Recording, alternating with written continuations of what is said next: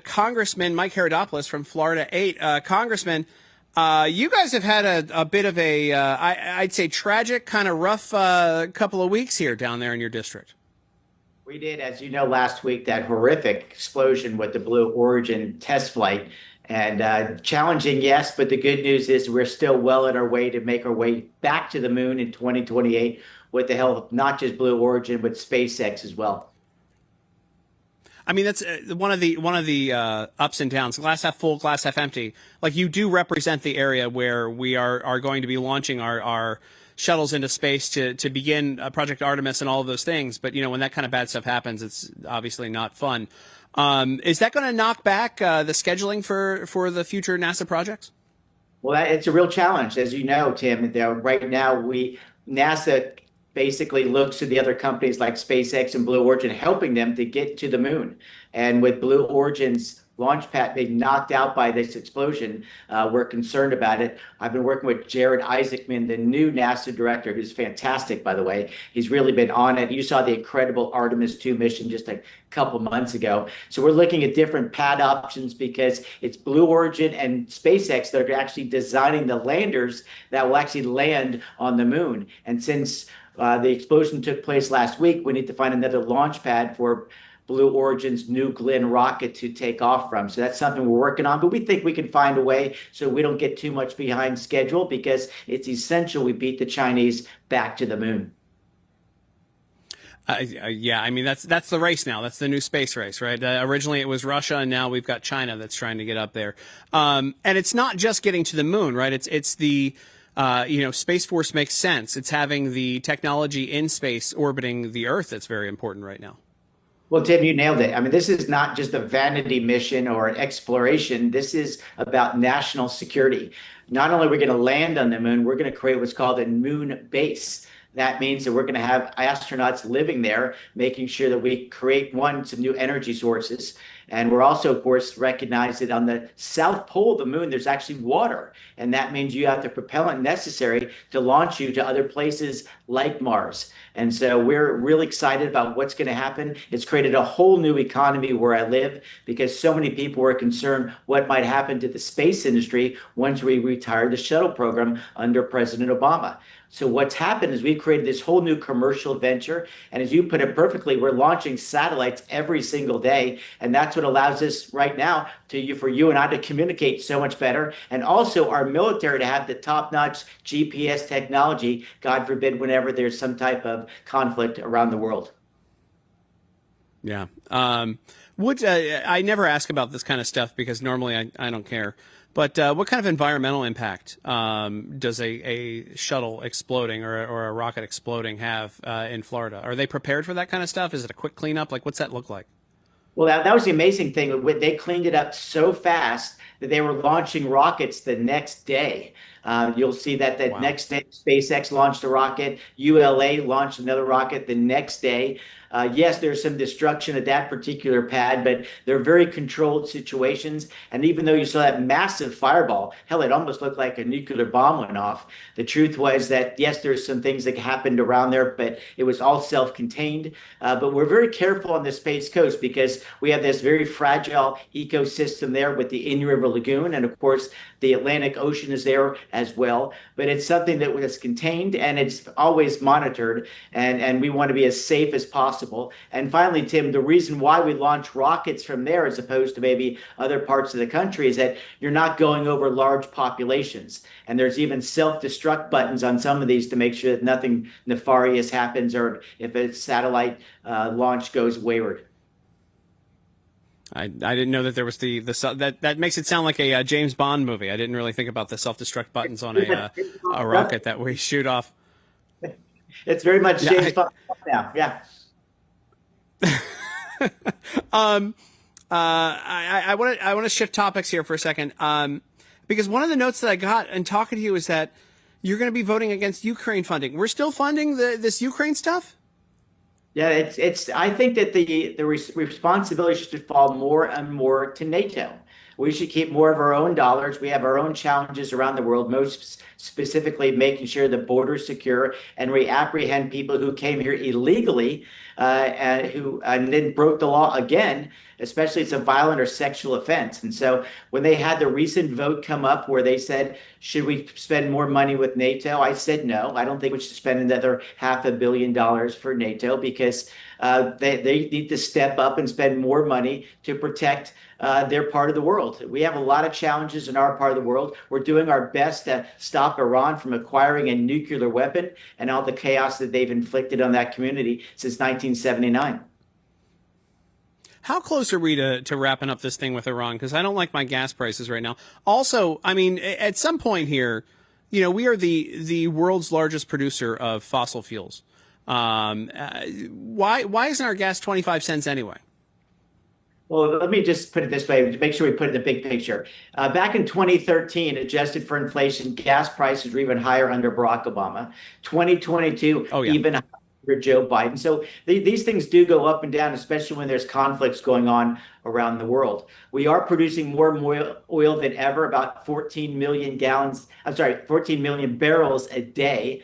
That's the number one in the world, and we're becoming more self-reliant. That's a good thing. And as you probably know, Tim, we're about to bring out a lot more from Venezuela. I think that will help us with the situation. And finally, the reality in the Middle East is Iran is such a bad actor that all of their neighbors hate them, and they're siding with the United States and Israel. And to answer your question succinctly, why is gas prices higher than they were a year ago or even a few months ago? It's because it's a world market. It's not just, quote, an American market. And when you're in the free market and you're a guy who's producing oil, whether it be traditional or shale oil, which is finally coming online, you're going to sell it to the highest bidder. It's the reality of why we're all capitalists. But the belief is that once this conflict ends, we're going to see prices come down, much like we saw throughout 2025. But the truth is Marco Rubio said better than I, Iran is a real threat. They want to acquire a nuclear weapon, and you can only imagine the havoc that they can reach on this world if they're able to acquire a nuclear weapon, which was their ambition and their goal. And of course, they did everything to protect those facilities short of American ultimate firepower. Do we, this is just, and I'll ask you one more question. I know this is kind of off topic. Do we not have enough refineries? Because I know all the EPA regulations and things under Biden and Obama that held back the development of oil and self-sufficiency in our country. Do we just not have enough refineries to handle what we're putting out as well here in this country? That's correct. That's one of the things that needs to be done, not just here, but around the world. Now, the good news is we're expanding in Texas and Louisiana. We're actually building a new refinery in Brownsville, Texas. We're expanding existing refineries in Texas and Louisiana, but some of them are coming offline. For example, in California, refineries are coming offline because of the way they do the rules in California. It's the reason why California gas prices in part are so much higher, let alone they charge higher taxes than any other state. And they also require different what they call fuel blends. So you have to create these very unique, specific gas in California. That's why their gas prices are even higher than anyone else. But to your point, Tim, absolutely, we need to acquire and build more refineries because in the end, for example, when we get this oil out of Venezuela, it's a very heavy crude, and you need to have a different type of refinery to put that in gas, in cars, etc. So yeah, it literally when I look at the price of gas and I'm like when I ask the question about like why is our gas not 25 cents, I know the answer, but it's just one of those like, man, it can't be spoken about enough how much that when these Democrat administrations get in, like a Biden or an Obama, they overreach with the EPA and they stop us from becoming as energy efficient as we could be as a country. One more thing to add to that. Last question. Is that they stopped oil leases during the Biden years as well. And so you didn't get to, again, explore new areas. They of course, nixed the Keystone pipeline coming in from Canada, all of the things that could have reduced gas prices. And finally, they even took from the strategic oil reserve to try to keep gas prices artificially low. They took 40% of the reserves. Thank goodness we didn't have a conflict that necessitated the need of those strategic reserves. They dumped it just before the primaries to make it look like gas was going down under Biden. It was insane back in the day when they did that. I have a serious question for you, because I know in Florida, under your leadership, under Governor DeSantis, under the entire Republican Party over the past couple of years, probably Byron Donalds coming up here, you guys have really turned the state as red as it can be, and you've showed and you've led with great example there of what you can do with great policy to really just improve a state and improve politically in a state. I look around the country now at characters like Graham Plattner and James Tallarico that are popping up. You know, we used to just have like a Bernie Sanders, who was the crazy guy from the left, and an AOC, or a Jasmine Crockett, who's gone now because the Democrats didn't think she was crazy enough for this election. What do you think is happening with the rise of these more like wild socialist, I'd say communist characters from the left? It's remarkable. You talk about a losing position. I mean, as you put it perfectly, the reason why we turned so red in Florida is that what makes great politics, more importantly, great policy. When you actually improve your schools, when you take away crime from so many different neighborhoods, when you actually incentivize business growth, good things happen. That's why people are voting with their feet and moving to places like Florida and Texas. In contrast, people are fleeing states like Illinois, New York, and California because of these crazy policies. And you've seen the Democrat Party has gone further and further to the left in every single election cycle that I've been alive. And I don't understand why, as a history teacher, why they do it, because you can't point to a socialistic country that's finding success today. It's the reason why the main Western European nations' economic growth is so weak. So why would we try to replicate failed programs like they have in America, and or allow for this as open border policy, which is ravaging Europe as well? Tallarico and others, basically appealed to greed in the sense that people are jealous that people have found economic success. But as you know from your personal life, people who find financial success is because they work hard and they play by the rules, and they put off success, short-term excitement for long-term gain. And that's how America should work. And Tallarico and this crazy guy, my prediction is this guy from Maine is not their nominee in the end. I've never seen so much baggage since I was on a plane to Europe recently. I mean, this guy takes the cake.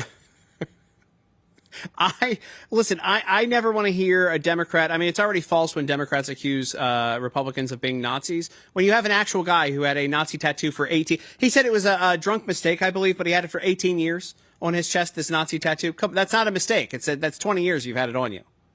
I mean, it's just ridiculous where these guys are at. And they usually were fascists against us as well. What is fascism? It's centralized government. That sounds like the Democrats. What is fascism? Taking away your guns. That sounds like the Democrats. What is fascism? In essence, taking religion out of culture. That's the Democrats. They believe that basically a centralized, bureaucratic, gun-free state is the solution. That's fascism. And that's why I'm proud to be a capitalist and a free market guy, and believing in democracy based on the rule of law called the Constitution. And it's insulting to a history teacher to be called a fascist, because these clowns don't even know what fascism is. They don't. What you said just was common sense to me, but I don't know. I'm worried about this country, but I'm glad we have folks like you in Congress and Congresswoman Van Dyne, who just joined us there. Congressman Mike Haridopolos, Florida's 8th Congressional District. Thanks for joining us today. Always a pleasure. Thanks for the opportunity. Great to see you.